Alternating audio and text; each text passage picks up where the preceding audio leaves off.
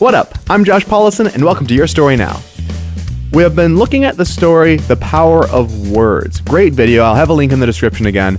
And we've been talking about reverse engineering stories, which is where you look at a story and then you figure out how they could have made it so that you can apply those lessons to your own story. And today we are going to look at this question. What didn't they do?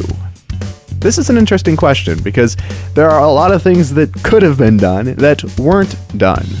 So for example, when it comes to this video, here's one thing that they didn't do.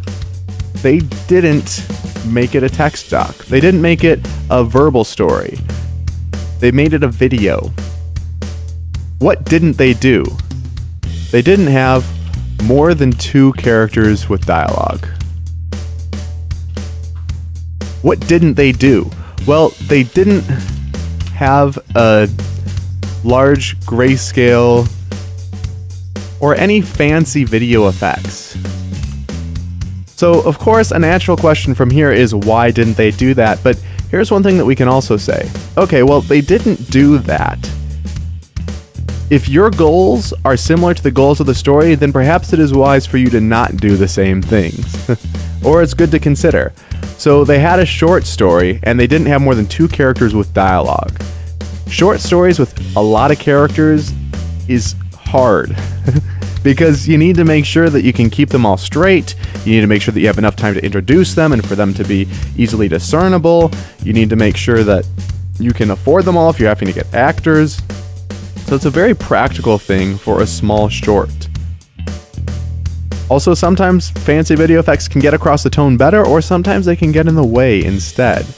So it's interesting because a lot of films that try to be very artistic will add on a lot of layers, will make sure to have some sort of video effects, whereas this is incredibly simplistic.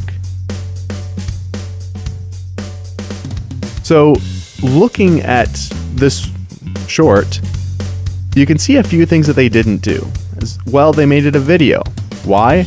Well, there's a few things. One of them is that it allowed you to focus on the visual. It allowed you to focus on those pieces that are displayed, that are given to you, and ignore others that are not of concern. The focus was on words and on people's actions as a result of words.